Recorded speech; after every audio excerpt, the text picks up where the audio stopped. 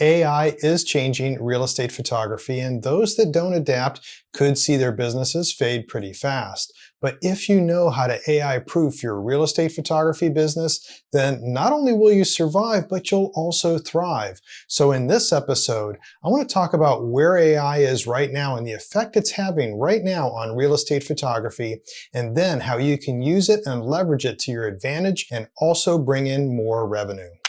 So let's take a look at where AI is right now. And we thought just about a year ago that a lot of photographers would be replaced by AI, but that turned out not to be true at all. In fact, had an opposite effect. So sure, there are genres like stock photography that did take a hit with AI. But other genres, including family, portrait, wedding, even real estate photography, photojournalism as well, those businesses actually were thriving throughout the age of AI, and there's a reason for this that was really unexpected about a year ago. As AI-generated images and videos grew in popularity, the public became increasingly aware of AI-driven fakes, which led to a growing wariness and a kind of AI cancel culture.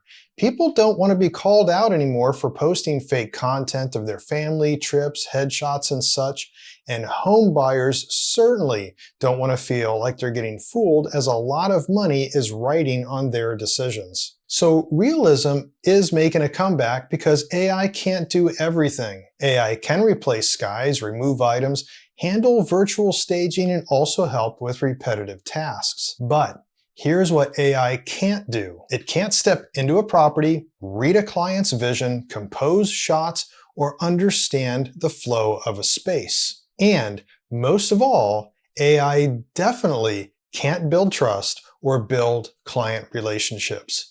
So now that we've set this groundwork, let's take a look at some of the things you can do right now to start AI proofing your real estate photography business. Before getting to that though, I just wanted to take a real quick break and mention that if you wanted to learn more about real estate photography, I'd invite you to take a look at my online courses. I have courses that cover professional interiors, expert editing, exteriors, videography, business and marketing, and I've also written a series of books on real estate photography as well, and I have links to all of that down in the description of this video.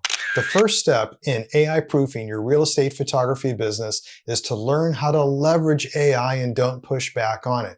AI is not going to replace you as a photographer. In fact, it can help you compete because you can use editing tools to do things that your competition can't. And that means that you can also edit things and turn them around faster, which your competition might not be able to do. Think about it. If you can take with each photo, it's even saving just 5 minutes, that's 5 minutes you could have spent on other things to build your business, for instance, in service and marketing. If that little 5 minutes also then equates to an hour or 2 hours a day that you could save yourself time while still charging more for the type of work that you're doing, not only would you make more, but you'd also then have more time for doing other things like providing more service and marketing. Along those same lines is to stay on top of the AI editing tools.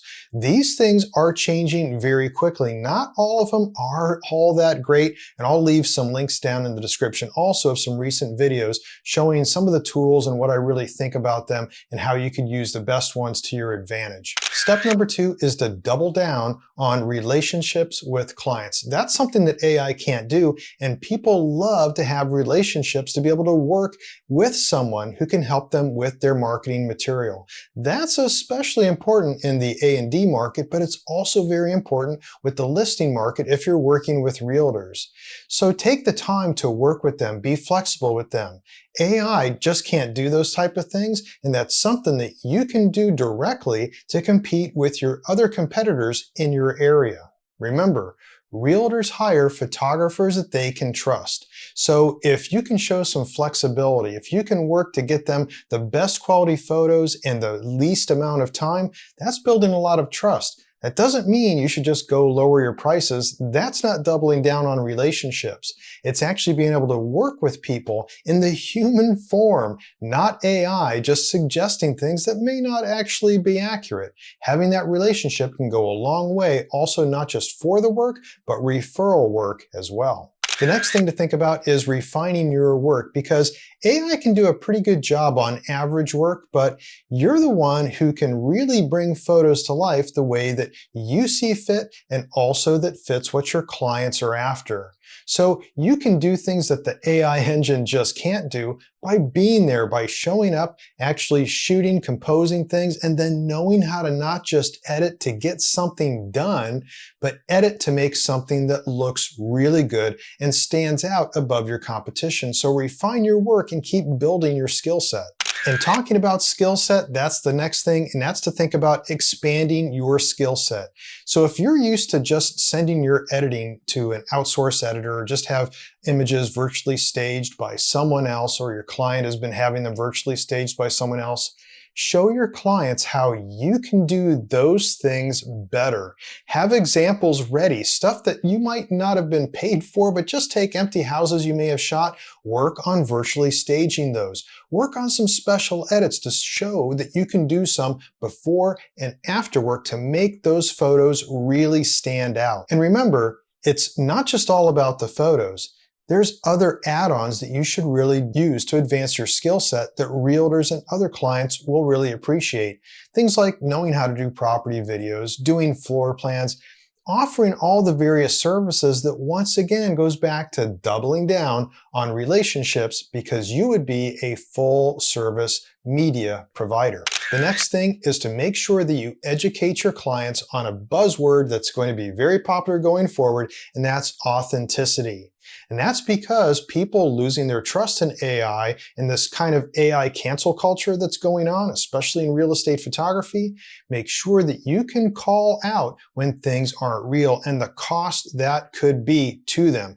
Not just from the MLS being dinged for fines, but also what that means in losing clients. Because clients, the more they see AI generated stuff, the more they're going to get turned off from this. So this is something that actually made the headlines here recently, and even CNBC picked it up and others, that even just virtual staging was seen to be inauthentic.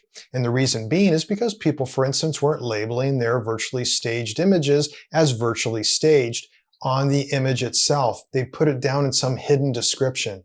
And things like changing the grass of a yard and changing the roof, doing all these home improvements that would cost maybe $100,000 to the buyer, well, that's not authentic.